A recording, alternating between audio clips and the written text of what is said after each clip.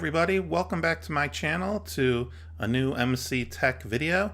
And today what you're looking at is the beginning of what I'm calling my bro build. And I'm gonna start off by letting you know that my little bro, it's not just some frat boy euphemism. When I say bro build, it is my brother, although he's 15 years younger than me. Well, my bro, congratulations to him because he got a graduate degree from the University of Chicago. So he's a badass, awesome, smart kid. He's 28, but since I'm old, I'm 42. There you go. So anyway, to reward him for all his years of hard work, I decided to get him hooked up with a gaming PC. He's a big gamer, but he's a PC gaming noob. So these are the parts I assembled with a budget of $1,000 US. I put together these parts. Most of them are new. That monitor I just showed you, the Asus 1080p, sort of your stock standard 1080p 60 monitor, nothing special. I had that laying around. And the case, the Corsair case I had laying around. The rest of these are new. So this is what you could probably build for about $1,000, $1,100. And at the end, we'll show you how we did on performance and overclocking with this build. So I think this information will be pretty useful to you as well, as it'll be useful to my brother to play PlayerUnknown Battlegrounds all night and then not get up for work in the morning. So anyway, so we'll see. But so I ordered these parts, half from Newegg, and I also made a run to Micro Center because they always have the best deals if you buy your CPU and your motherboard. So I did buy the CPU and motherboard at Micro Center. I also got the RAM at Micro Center, but the rest I ordered from Newegg, which is always a great place to order from. Fast shipping, quality service, packed nicely, all of that stuff.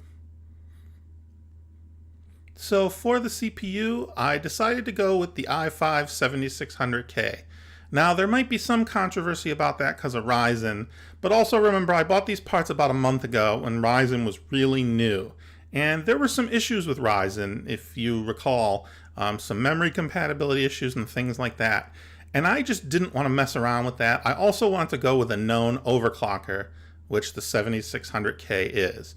I went with an Asus motherboard. I thought about some MSI motherboards that I thought looked really good, and I like MSI quite a bit, but I ended up going with Asus, and the reason for that is their software is, I think, the best, and it's also what I'm used to. So when I'm going to be teaching Bro to overclock, it'll be nice for me to have it be on some familiar software. As you see, the board has the Aura RGB features, which are pretty neat. And it's just a really good looking board. I'm actually jealous. I have a Z170 board because I'm still on Skylake, and this board just looked really good. When we pulled it out of the box, I was like, wow, this is a really good looking motherboard with neat RGB on it. And it's classy. It's very classy. And remember, we're talking about a noob, so it was also not too expensive a board. Speaking of expensive, something that is expensive these days is RAM. 16 gig of, bog standard 2400 megahertz RAM. 130 bucks. It's crazy. This same kit would have been like 50 bucks or 60 bucks a year ago. They say it's because of shortages and phone companies are using all the RAM to make Android phones in China and things like that. I don't know, but RAM is just ridiculous now. I'm glad I bought the 32 gigs I have last year. So as you see, it's just crazy, and you're not going to find it much cheaper somewhere else. So I just went with Corsair low profile so we wouldn't have any problems installing the cooler. For storage, I went with a Crucial MX300 M.2 drive, 525 gigs. Now look, this is not some super fast like Samsung Pro level M.2 drive. It has SATA speed. So for me, it's not about performance with M.2 at this point, because I'm not going to spend that much money. It's about just looks and not having to have SATA cables and power cables running all over your case. It's so nice to just screw a little gum stick into the motherboard. And it's fast. I mean, it's an SSD. It's SSD speed. It blows any hard drive out of the water, but it's not the fastest SSD. But the price is really good. The M.2 actually doesn't cost much more than the regular 2.5-inch version. So pretty awesome. I have one myself. Mine's a terabyte, but that just didn't fit in the budget for the Bro build. But this will get him going with a good Windows install and a bunch of games at first. And as he moves into it and upgrades, he'll be able to think about adding additional or replacing it if he needs to go with something bigger. Or maybe adding a big, 2 terabyte storage hard drive or something like that. So I like the Crucial MX300 mostly on price. Here we go with the power supply. Look, when you're doing a budget build, there's a lot of temptation to go with like a $39 power supply. I saw stacks of them at Micro Center. Cheap, like no-name power supplies, and I am not down with that. When you are putting this thing in your system and it's going to be delivering power to all your expensive components, and if you're going to be overclocking and your $400 video card, your $300 CPU, whatever you have, you need good, clean, reliable power. This isn't the best unit VGA makes, but they make good power supplies. So it's a Supernova 550 GS. It's gold certified, so it's efficient. It's well made. It's 100% Japanese capacitors, as they brag about on the box, and it's fully modular. Again, I always talk about how looks in the PC are so important to me, and you don't want a bunch of extra cables laying around. So with a modular power supply, you only plug in the cables you need. You don't have to have all those extra cables stuck in there somewhere like if you buy a non-modular power supply. So it costs you a tiny bit of power efficiency having the wires plugged in, but it's totally worth it for looks. The other thing that this power supply has is Eco Mode. Eco Mode, there's a switch you flip on the back, you turn it on and off. There's really no reason to have it on and off, you just leave it on. And it will not even turn on the fans in the power supply until it needs to. So there have actually been a lot of cases of people returning them because they think they don't work because the fan isn't spinning. But the reality is you don't want the fan to spin if it doesn't need to, because it'll make your system quieter. So Eco Mode is a great thing, and I wanted to make sure I got my bro a good power supply that'll last him through the upgrades and builds he does over the next however many years, and I think this will be great for that. It's only 550 watts. That's all you need for a modern system with one video card. You really only need to go above that if you're starting to go with multi-cards or with a lot of sort of pumps and things like that running off it. So 550 watts is perfect. Geez, you could maybe go down to even 450 for a lot of basic gaming systems these days. Next, cooling. When I built my first build, I went with the old standby, the Cooler Master Hyper 212, and it was good. It has been surpassed now by this cooler, the CryoRig H7. It is very similar, and it's in the same price range. It's $35, and it performs about the same, but it has some advantages. Number one, it's much better looking. It's black on top, so it doesn't stand out as much on your system. It comes with a nicer fan, a better looking fan. The other great advantage to it is installation. Those Cooler Master ones were always a pain in the ass to install. The weird little scissor thing that went underneath. Those of you who have done it know what I'm talking about. It was a big pain. The CryoRig is pretty simple to install. And the one thing that's goofy is you have to tighten the screws from the back of the motherboard. So it really helps to have an extra pair of hands when you're building. But it's not particularly hard other than just having to have somebody sort of hold the motherboard up while you attach it. So It's a great thing, and it'll give you good low to mid-level performance, a good mid-range overclock. You don't need to spend hundreds of dollars on water cooling to do overclocking. A $35 air cool will get you going. So that should be awesome. Here we go. The centerpiece of any gaming system is the video card. And we went with an MSI GeForce GTX 1060 Gaming. And you can tell it looks like a lot of the MSI cards, that red and black color scheme with the dragons. Pretty neat. We went with the 6 gig version just to make sure that my bro didn't end up memory limited anytime in the next year or two before he does his own upgrades. It has the Twin Frozr 7, or wait a minute, that's the Twin Frozr 6, not 7, cooler, which is a really good cooler. MSI is known for it, keeping your system nice and cool, keeping your graphics card running at its top performance level without throttling because of thermals. So that's really awesome. It's also a VR ready card if you care about that kind of stuff. And it's just a good looking card too. I mean, I love it. It comes with a nice backplate with the MSI Dragon logo on it, and it'll just look great in your system. And for 1080p gaming performance, I think this is the way to go these days. I would say AMD, they got a great case to be made with the 580 and the 570. Good luck finding one because of this stupid Ethereum mining craze, which is such nonsense. But you can't find an AMD graphics card at MSRP these days, which is just crazy because I considered a 580. But we ended up going with NVIDIA just because it was around, and it's a great card. Real quick, these are Arctic Clear cleaners for your CPU and your heatsink.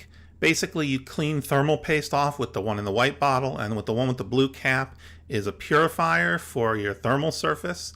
Now, the CryoRig comes with some thermal paste on it, and we'll probably use that, but just in case, I got some so we could clean up the contact points.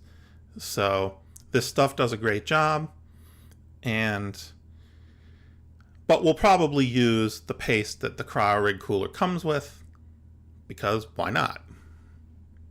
And also, I picked up a relatively inexpensive, I think this was 40 or 50 bucks, keyboard and mouse combo. Again, I know bro didn't have it, and I didn't want to break the bank going with a mechanical keyboard or a really high-end gaming mouse, because my brother Johnny doesn't know what he likes yet. I mean, he can use these for a while, and they're decent. It's a membrane keyboard, but it's backlit, and it'll definitely do the job, and the mouse is pretty nice.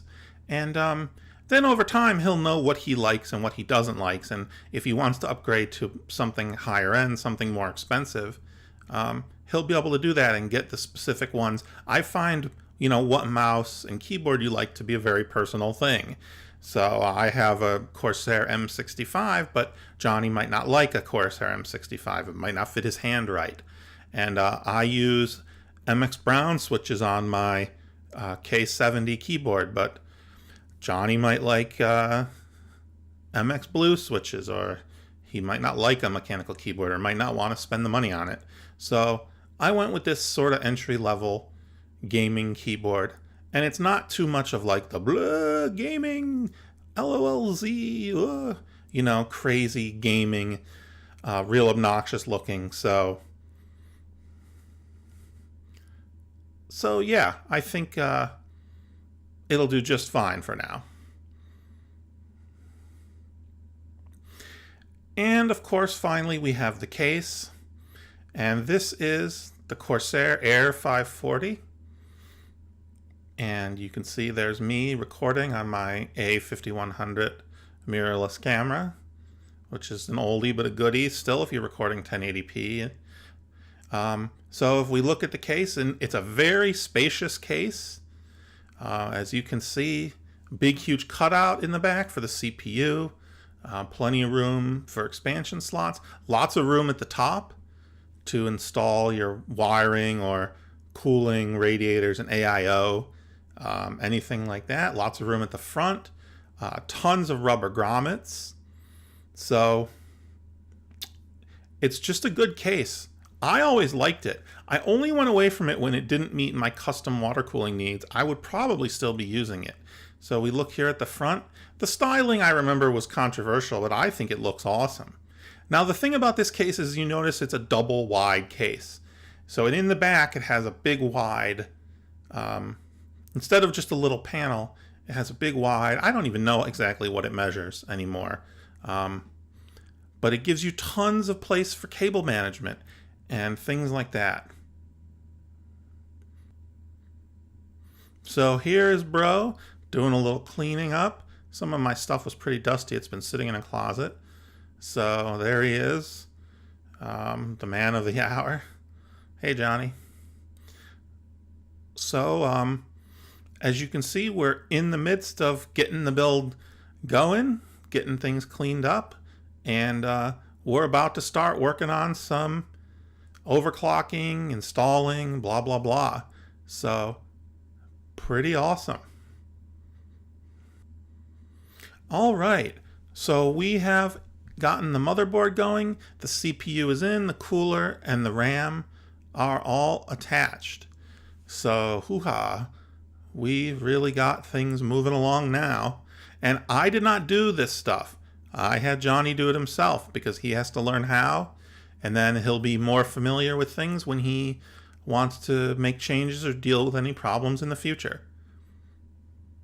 So we did use the cleaner on the CPU, but we ended up using CryoRig's thermal paste, and it worked well. So here is the Bro build, almost done. As you can see, the CryoRig cooler with the black finish looks really good and classy on there. The MSI video card looks great. We haven't really tried to clean up the wiring at all yet.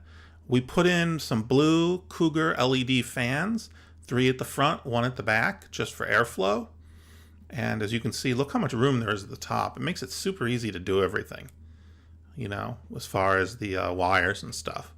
And this case comes with 2 3.5 cages at the bottom, kind of ugly and not necessary anymore, I don't think, for most people, but they're there, and what can you do? It's a few years old at this point. And we are thoroughly modern. There is my Bro taking pictures to put on Instagram or something like that. The kids these days. So here it is, closed up in the case. This case has a great big window. Sorry about that. My pot light or whatever you call it, just blinding. But as you can see, there's the build all finished up. And we have post. That actually wasn't a foregone conclusion. We fought with it a little. And it turned out what happened is I plugged the Q connector in wrong. And it caused some kind of short. It was totally my fault. I can't blame Johnny for being a noob or anything like that. But we have the system going. We are in the BIOS, into ASUS BIOS. So that's all good. We are ready to start getting things set up and start getting Windows installed, which when you build a computer, you're so excited to put all the physical parts together and get your post, and you're like so happy. And then, what am I doing here? I guess I took the camera off to zoom in and on the RGB traces on the motherboard. That's cool. So anyway, what was I talking about? Oh yeah, you do all that, you get to the post, and then you realize you have like a good 2 hours of installing Windows, downloading drivers, you know, updating the BIOS, doing all this routine stuff that probably actually takes longer than the physical build if you're an experienced builder. And what can you do? You got to just get through it. And we got Johnny all set up with all his Windows and all the drivers he needs and everything like that. So here's Johnny playing some games, which is the whole point of this thing. As you can see, he is playing PlayerUnknown Battlegrounds, and There we go. We didn't have fraps on at this point or anything yet, but as you can see, the performance looks really good. There's no sort of hitching and stuttering or anything weird. Now remember, this is an early access game. It's still kind of glitchy and not real polished. So if there was anything, and believe me, it wouldn't be the system at fault. It'll just be the early access clunky game, but a fun as hell game. I'm going to be getting that too.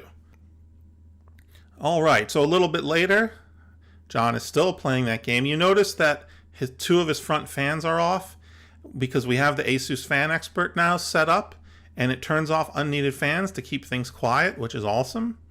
But when you have RGB fans, that means the RGBs turn off too. That's kind of weird, but it does let you know at a glance what fans are running and what aren't, so maybe it's not so bad. So I think they need to work on their running animation for the characters in this game. Again, I played too. Not the first time I played, but like the third time I played, I got 6th place out of 100 people. But I didn't get any kills because I spent a lot of time hiding. Here we are running Unigine Valley, just to put his graphics card through the paces a little and sort of get some baseline numbers. Unigine Valley is a great piece of software to do that. And I am going to zoom in here. So we see the FPS. Now Valley is not an easy thing to render. So as you see, he's got a good FPS going. Remember, it's a 60 Hertz monitor. So we're not looking for super high frame rates or anything here. We're looking for stability. But if you look, his graphics card is at 1923 megahertz and 64 degrees Celsius running Unigine Valley looped. So that's good for an air-cooled graphics card. It's running nice and cool. Here we have, we are running nothing right now, but we just turned on ROG Realbench, ROG Realbench. So you see the fans then suddenly spun up because we turned on a stress test. Before that, they were off. So that just shows how the Asus Fan Expert kind of works. So as you can see, we're running the stress test right now, but the system is still at stock. So not necessarily the most useful thing, I guess. But we just wanted to get a baseline, right? Because when you're going to do overclocking, you should have a baseline for how things are going. So running the stress test at stock, and we're in the 50s roughly on the CPU cores. So that's good. Now we've been doing some overclocking. So just to show you and tell you what we ended up being able to get the system running at. So pretty impressively, we had high frame rates on things like the Tomb Raider benchmark, well over 100. We were able to run Tomb Raider and PlayerUnknown Battlegrounds at a solid locked at 60 all the time with VSync. Without VSync, they were getting up higher than that. You know, depending on the game, I think the 1060 is a really capable, really capable video card for 1080p gaming. For the overclock, we ended up getting Johnny up to 4.8 gigahertz with his temps soundly in the 60s. It turned out maybe in the low 70s at times.